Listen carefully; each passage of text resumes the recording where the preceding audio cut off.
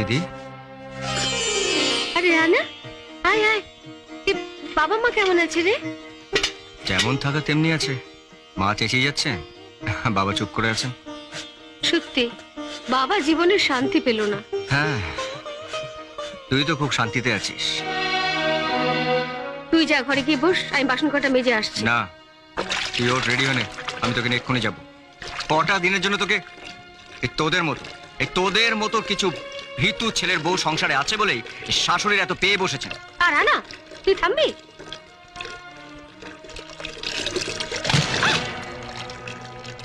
এ কি করলি তুই রানা? নিয়ম আছে যে মিষ্টির হাঁড়ি নিয়ে কুটুম বাড়িতে আসতে হয়, নিয়ে এসছিলাম। হাত থেকে ফসকে পড়ে গেলে আমি কি করবো? সখী,